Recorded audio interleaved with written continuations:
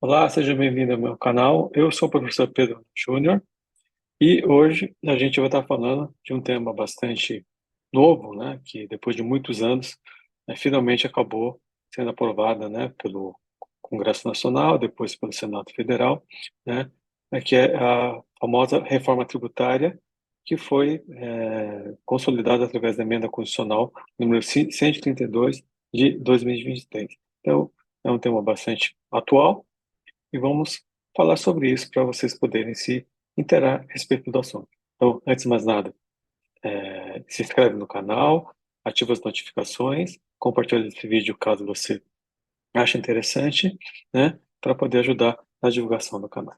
Então, a gente vai estar falando hoje sobre a reforma tributária que foi trazida através da emenda constitucional número 132 de 2023, né, no dia 21 de dezembro de 2023 ela foi publicada no Diário Oficial da União, depois de um amplo debate, negociações entre estados e municípios e a União para poder aprovar ela, porque ela vai trazer uma mudança significativa no nosso sistema tributário, especificamente no que tange aos tributos indiretos, tributos sobre consumo, né? E qual que é o objetivo dessa reforma tributária? Seria reformular o sistema tributário nacional e simplificar a tributação, né? Nós temos questões de direito tributário, que é a criação de novos tributos, e temos a questão da repartição dessa receita tributária, que é uma questão de direito financeiro, né? Como é que fica essa arrecadação, que antes você tinha o ICMS, o ISS, o PIS/COFINS, né? Cada um de um ente governante, PIS/COFINS da União Federal, ICMS do Estado e ISS do município, e agora você vai ter um tributo, né, que é a CBS ou o IBS ou o imposto seletivo, e vai ser uma arrecadação, né, que vai ter um comitê gestor que vai cuidar dessa repartição dessa receita tributária, então temos que também ficar atento em relação a isso, né. Temos que ficar atentos se na prática realmente essa simplificação vai acontecer ou simplesmente é uma mudança de terminologia. Então, eu deixo de ter um, o ICMS, o ISS, o IPI, o PIS/COFINS e passo a ter tributos com nomes diferentes, né? Então, a gente vai ver que o fato gerador é um pouco diferenciado e temos a questão da tributação em vez de no local da origem, mas na tributação no local do destino, né? A emenda constitucional, ela trouxe, né, as linhas gerais, né, porque não podia ser diferente, e tudo vai depender do quê? De regulamentação através de lei complementar, lei ordinária, decretos, normativas e portarias, né? Então a gente tem que ficar atento, né, em relação a isso, né? Como já falei, há uma mudança, né, de tributação, em vez de ser na origem, vai ser na questão do destino, então é isso que a gente tem que tomar bastante cuidado, né, em relação a isso. Então é importante, né, a gente, todo mundo estudar a matéria. Por quê? Porque, né, em relação a isso, todo mundo está começando do zero novamente. Então, existe bastante oportunidade tributária aí para nós, operadores do direito, e também pessoal da contabilidade, para poder trabalhar em relação a isso. É o que semelhante aconteceu quando veio a mudança da legislação referente à contabilidade, né? A adoção do IFRS aqui no Brasil. Então, houve muita mudança, muito estudo em relação a isso, e até a coisa se consolidar é um caminho bastante longo. E a gente sabe que vai ter um período de transição bem longo em relação a esse sistema tributário novo, então a gente tem que estar muito atento em relação a isso. Então, é uma coisa que a gente tem que se preocupar no momento, vai ter impacto agora? Não a curto prazo, mas sim a longo prazo. Então é isso que a gente tem que tomar bastante cuidado, né? É, e o que essa reforma tributária fez, né?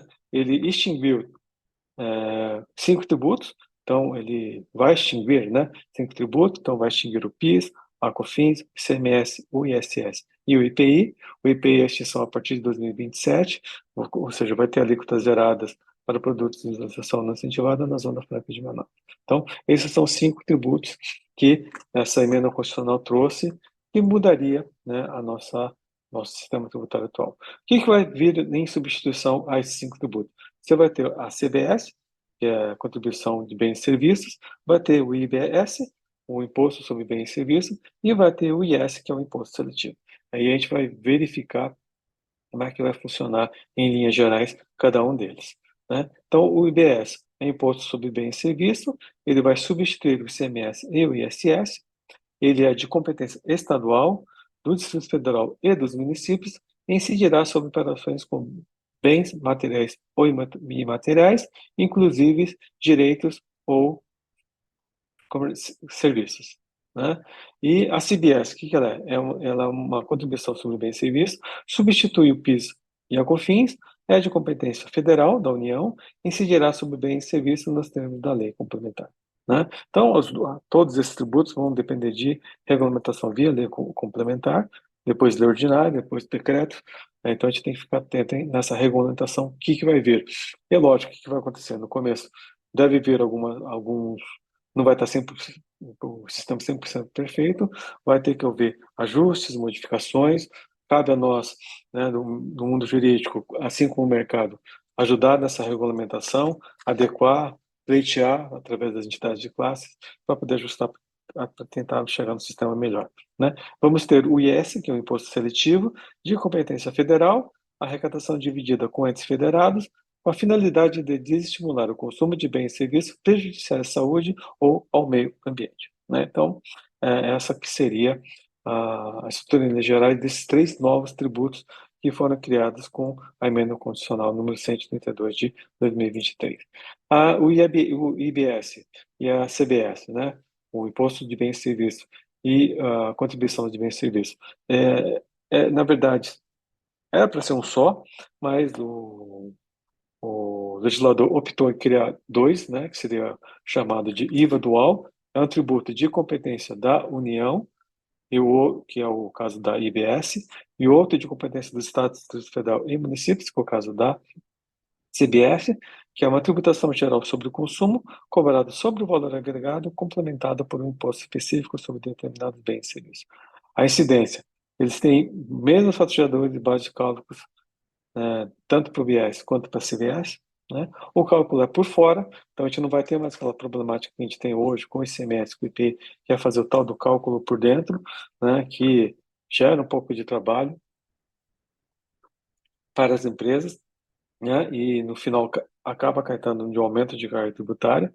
Então, vai ser um cálculo por fora. Então, o IBS, CBS e IS não comporão suas próprias bases de cálculo, então isso já é uma vantagem em relação ao sistema antigo. O IBS e CBS não comporão as bases de cálculo um dos outros, e nem a base de cálculo e imposto seletivo e do PIS/COFINS. Já, né, o imposto seletivo entregará a base de cálculo do ICMS e do ISS no período de transição, IBS e CBS. O ICMS, ISS, PIS/COFINS e IPI não integrarão a base de cálculo do IBS e da CBS, né, nesse período de transição. Por quê?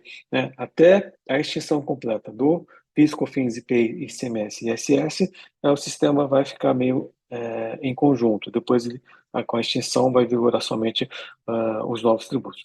O local da tributação, que é a grande novidade, é o local do destino da operação, e isso já está gerando bastante debate em relação à doutrina, né? Vai gerar alguns problemas práticos, né? Porque tem algumas operações que são fáceis você identificar qual é o destino da operação, algumas operações não são, como o caso de comércio eletrônico e outras coisas mais, que você deve ter que definir onde seria considerado o destino da operação, né? Então, essa é uma das grandes mudanças que tem essa reforma tributária, né, trazida pela Emenda Constitucional 132 de 2023. Deixa de ter tributação na origem, né, e traz a tributação no destino da operação. As alíquotas do IBS por estado ou município, né, cada um vai regulamentar na sua alíquota. E para o CBS vai ser uma alíquota única, porque é federal. A alíquota do imposto seletivo vai ser definida por tipo de bem e serviço, porque como ele é seletivo, realmente tem que funcionar dessa maneira, né? E nós temos a possibilidade de tomada de crédito, que seria possível de forma ampla, com menos exceções e limitações do que a gente tem hoje com a legislação atual do PIS/COFINS, do ICMS e do IPI. Então, essa seria uma das vantagens desse novo sistema tributário, né, de forma a atingir o seu objetivo, que é simplificar a tributação. E nós temos hoje, né? Então,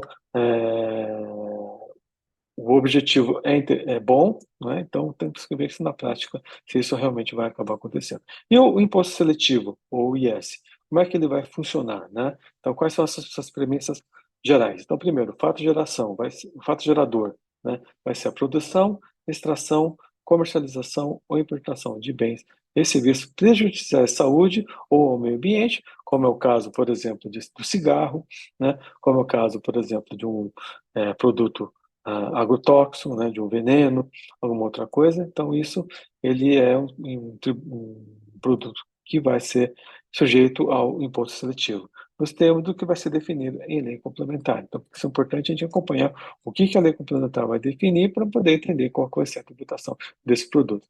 Ele é monofásico, incidirá uma única vez sobre esses bens e serviços, não integrará sua própria base de cálculo, mas integrará a base de cálculo do ICMS, ISS, IBS e CBS. Então, você não vai colocar ele sobre ele mesmo, mas vai integrar a base de cálculo desse outro tributo. Alíquotas vão ser fixadas em lei ordinária, por bem ou serviço, podendo ser especificado por unidade de medida adotada ou ad valorem. Então, né, muito semelhante, né, ao que tem em relação ao IPI, só que, né, muda o nome e acaba sendo seletivo em relação a, esses bens e serviços prejudiciais à saúde ou ao meio ambiente. Não incidirá sobre exportações, né, porque exportações sempre foi estimada, energia elétrica e serviços de telecomunicações. Não incidirá sobre bens e serviços que contam com redução de alíquota do IBS e da CBS. E, no caso das atividades extrativistas, a alíquota máxima que esse imposto seletivo vai ter é de 1% sobre o valor do produto e será cobrado independente da destinação. Então, em regras gerais, essa seria, né, as premissas básicas para a tributação do imposto seletivo. E nós vamos ter regimes diferenciados, né, de tratamento diferenciado em relação a CBS, ao IBS, né? E gera um pouco de preocupação que toda vez que você cria exceções, essas exceções acabam sendo repassadas para alguém. Então, você desonera um setor e acaba onerando os demais setores. Então, isso é uma problemática que, infelizmente, essa emenda constitucional não superou. Então, quais são os segmentos que vão ter tratamento diferenciado, com uma redução da tributação de até 60%? Que é o serviço de educação, é o serviço de saúde, que são essenciais, né? Dispositivos médicos e de acessibilidade para pessoas com deficiência, os medicamentos, serviço de transporte público, coletivo de passageiros rodoviários e metroviários de caráter urbano, semiurbano e metropolitano, alimentos destinados ao consumo humano, produtos agropecuários, agrícolas, pesqueiros, florestais e extrativistas, vegetais e natura, insumos agropecuários e agrícolas, produções artísticas, culturais, de eventos jornalísticos e audiovisuais, nacionais, atividades esportivas e comunicação institucional. Existe uma certa lógica em reduzir esse segmento, esses setores, né, esses produtos, né, para poder incentivar o consumo e também não onerar, né, dificultar a compra desses produtos, né, o acesso a eles, mas, né, aquilo que eu falei para vocês, toda vez que você cria uma exceção, alguém vai ser prejudicado porque alguém vai estar pagando imposto, né, no nome de alguém. Então a gente tem que tomar bastante cuidado. Nós temos também uma redução de 30% da alíquota do IBS e CBS, de 30% da prestação de serviço de produção intelectual, natureza científica, literária ou artística, desde que submetidas à fiscalização por conselho profissional. Que é o caso dos advogados, contadores, médicos, né, artistas, né, desde que tenha uma fiscalização por conselho profissional, eles terão uma redução da CBS de 30%, né, e também vai ser regulamentado por lei complementar. Então, existe um tratamento diferenciado para esse segmento. E foi um pleito bastante grande aí, né, por parte dessas entidades de classe. E aí a gente vai ter uma redução da alíquota de 100% ou isenção, né, que também vai ser regulamentado via lei complementar para esses segmentos, né. Questão dos dispositivos médicos, a gente note aqui, já tem uma redução de até 60, mas pode chegar até 100 dependendo do tipo de dispositivo médico. Dispositivos de acessibilidade para pessoas com deficiência, medicamentos, produtos de cuidados básicos e saúde menstrual, produtos hortícolas, frutas e ovos, serviços prestados por instituição científica, tecnológica e de inovação, né, sem fins lucrativos, veículos para pessoas com deficiência e pessoas com transtorno do espectro autista, veículos destinados à utilização da categoria de aluguel, no caso táxi, né, serviços de educação, abrangidos pelo ProUni, atividades de reabilitação de zonas históricas e áreas críticas de recuperação e reconversão urbanística. Então, esses segmentos e produtos também conseguiram um tratamento diferenciado, que pode chegar até 100% da redução da alíquota ou isenção da tributação, de maneira a facilitar o acesso, né, de quem precisa. Então, é o que a emenda à Constituição prevê, e é lógico, vai depender de regulamentação através de lei complementar, que a gente tem que estar olhando como é que isso vai acontecer, né? Nós temos também a questão de isenção também para receitas decorrentes do serviço de transporte público, coletivo de passageiros rodoviário e metroviário de caráter urbano e metropolitano, que também vai ser regulamentado por lei complementar. Então, a gente vê que tem bastante exceções, né? E alguns segmentos acabaram conseguindo a redução de 60%, 30% até 100% da tributação do CBS e da IBS, né? No caso desses segmentos, vai ter um regime específico de tributação, que vai estar regulamentado através de lei complementar. No caso dos combustíveis e lubrificantes, hoje a gente sabe que tem também uma tributação específica do ICMS, do PIS/COFINS para o segmento de combustíveis e lubrificantes. No caso dos serviços financeiros, operações com bens imóveis, planos de assistência à saúde e concursos prognósticos, também vai ter uma regulamentação específica, uma tributação, um regime específico para esses segmentos. As sociedades cooperativas também vai ter um tratamento diferenciado. Os serviços de hotelaria, parques de diversões, parques temáticos, agências de viagem, de turismo, bares, restaurantes, a atividade esportiva desenvolvida por sociedade anônima do futebol e aviação regional, também vai ter um regime específico de tributação, que vai ser definido por lei complementar. Também o serviço de transporte coletivo de passageiros rodoviário intermunicipal, interestadual, ferroviário e hidroviário, também vai ter um regime específico de tributação regulamentado através de lei complementar. Então, a gente tem que, volto a falar, ficar muito atento o que essa lei complementar vai trazer, né? E ficar atento se não vai ter aumento de carga tributária para segmentos e verificar quais são as oportunidades que a gente vai ter em relação a esses segmentos, o que essa emenda constitucional está trazendo para a comunidade em geral. Aí a gente tem o regime de compensação de créditos do IBS e da CBS, né? Hoje a gente tem o sistema de compensação do crédito do ICMS, do IPI e do PIS/COFINS, não cumulativo, e a gente vai ter um regime de compensação de crédito do IBS e da CBS, né? Porque ele é um tributo não cumulativo, então também vai existir essa possibilidade.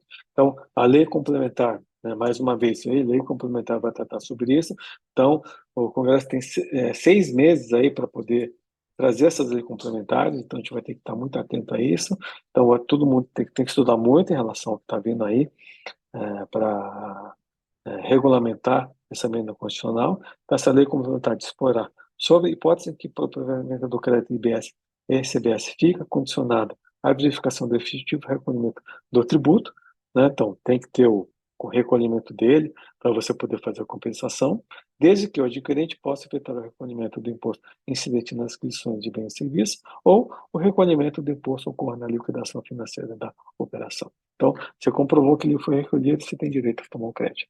Então, é basicamente isso que a emenda constitucional traz, é lógico que vai estar regulamentado via lei complementar. E vamos verificar sempre, né, se a lei complementar, a lei ordinária, não extrapola o que a Constituição assim define.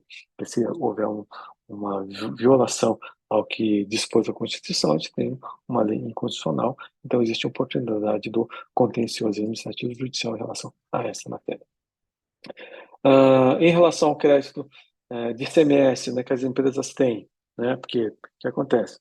A gente está tendo período de transição, deixo de ter a incidência do ICMS e passo a ter a incidência da CBS, né? Como é que ficou o crédito de ICMS que eu tenho lá acumulado que eu não utilizei? Eu vou perder?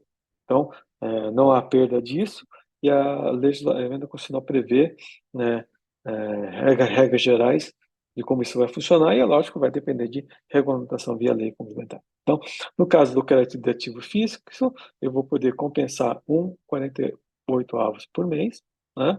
Como já acontece, então vou poder continuar compensando esse valor, né? Os demais ativos, eu vou poder compensar em 240 parcelas mensais sucessivas, posso eventualmente pedir o ressarcimento desse valor, caso eu não consiga utilizar, né? E na impossibilidade de compensação, né, o ressarcimento vai ser definido pelo comitê gestor do IBS, né? Possibilidade de transferência de créditos a terceiro a ser determinado por lei complementar. Então, existe a possibilidade da transferência de crédito, como acontece hoje, né, que a gente sabe que são restritas, essa possibilidade existe, e também vai ser definido por lei complementar. A partir de 2033, o que vai acontecer com esse saldo? Porque a partir de 2033, o semestre é extinto, não posso mais ter a incidência dele. Deverão ser homologados pelo Estado e Distrito Federal para ser compensados com o IBS, serão atualizados pelo IPCA a partir de 2033 e a possibilidade de transferência de créditos a terceiro a ser determinada por lei complementar. Então, você vai ter uma regra desse saldo de semestre até 2032 e vai ter que sobrar uma regra a partir de 2033. Então, é isso que vai a lei, a emenda constitucional dispõe, trouxe, né, em relação a isso, e vai ter que ser regulamentado através de lei complementar. Então, eu não perco esse valor, que é bastante importante, né? As empresas vão ter, que é uma das grandes preocupações, né? Ou seja, vou perco esse direito, né? Os estados vão me ressarcir, então a lei acabou trazendo essa possibilidade.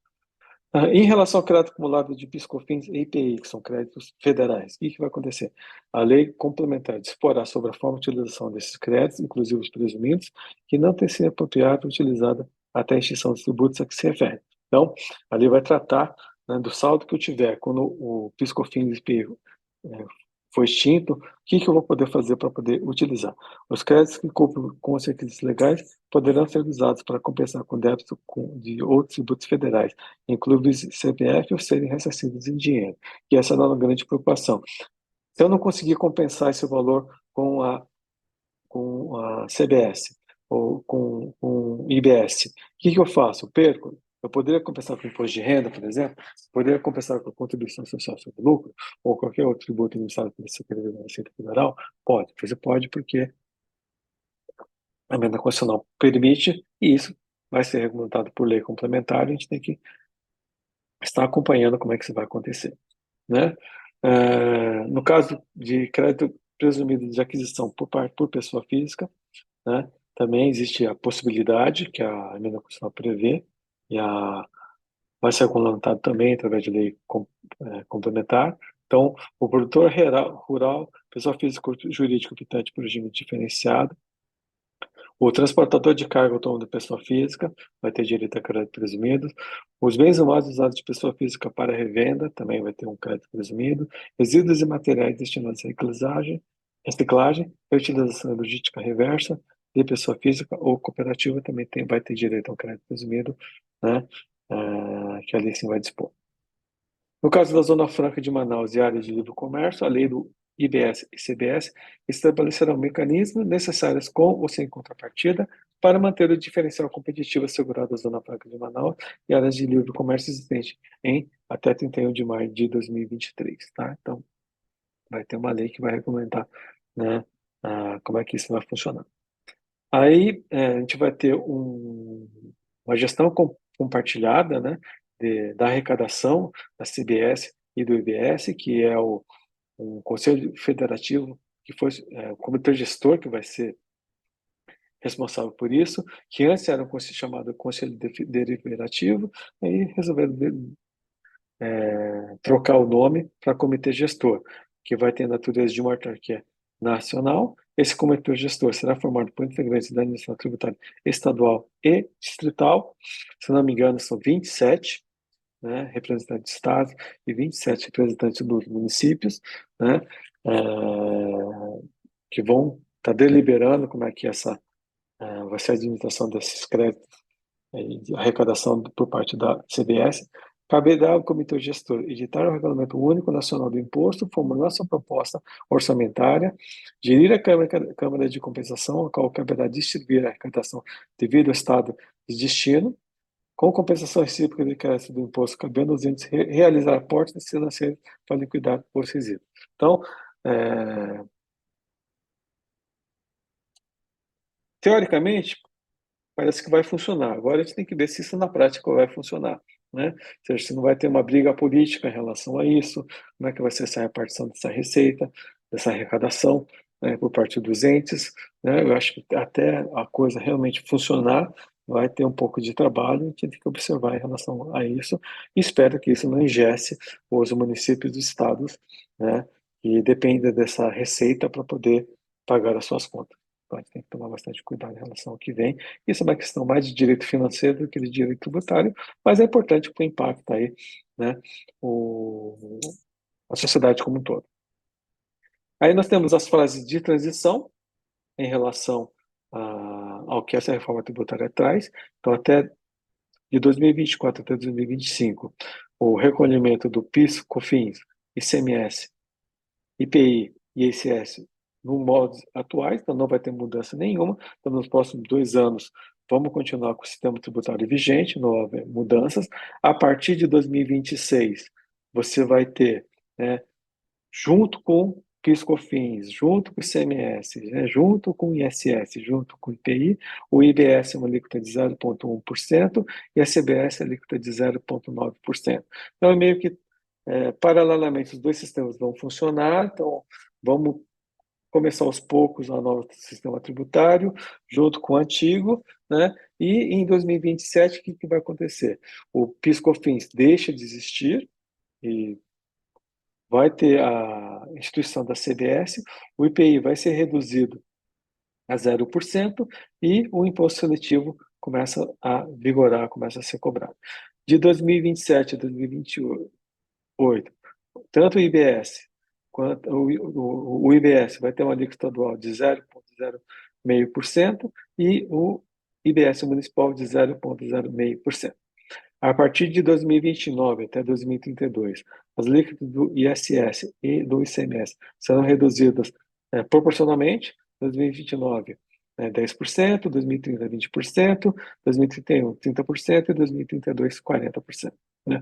E a partir de 2033, a extinção do ICMS e ISS e a extinção definitiva do IBS. Então, eles quiseram fazer um modelo de transição, que é lógico que você mudar o sistema, já querer começar a cobrar a partir de amanhã ou no próximo exercício financeiro, ia dar uma confusão muito grande, então criaram essas transição escalonada, né, de 10 anos até o, o sistema realmente começar a vigorar, o novo sistema dos novos tributos começar a vigorar. Então, a gente tem que ficar bastante atento em relação a essa transição que vai acabar acontecendo, né?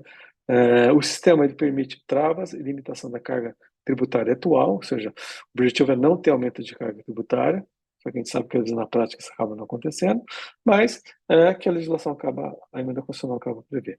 Então, existe um período de reavaliação da arrecadação tanto da CBS quanto do IBS.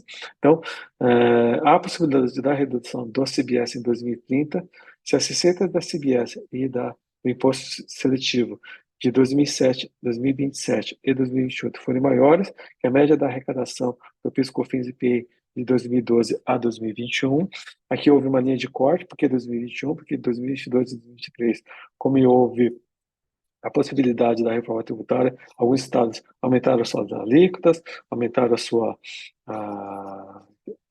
carga tributária. Então, para que isso não contaminasse de maneira equivocada, né, o novo modelo, então colocaram a linha de corte de 2021. Existe também a possibilidade da redução da CBS e da IBS em 2035, se a receita da CBS, IBS e exposto seletivo entre 2029 e 2033 forem maiores que a média de arrecadação do PIS/COFINS e IPI de 2012 a 2021. Então, eu acho que isso é positivo. Então, se houver um aumento da arrecadação desses tributos, né, em 2007 e 2028, então existe em 2030 a possibilidade de redução, e se houver um aumento dessa arrecadação de 2029 e 2033, existe a possibilidade da redução em 2035. Então, acho que isso é interessante, a gente tem que ver se isso na prática vai acabar acontecendo. Então, em linhas gerais, é isso que eu queria falar em relação a essa reforma tributária, trazida pela emenda constitucional número 132 de 2023. Então, é novo cenário político, um novo cenário jurídico em relação a isso, tem que ficar bastante atento. Então, já está vigorando, portanto, é uma realidade. Não é o sistema perfeito, existem críticas em relação a isso, assim como existe muita gente que comemorou essa mudança, mas a gente tem que ser bastante realista em relação a isso. Então, nós temos que ficar bem atentos que vai vir através dessas leis ordinárias, leis complementares, decretos extranormativos.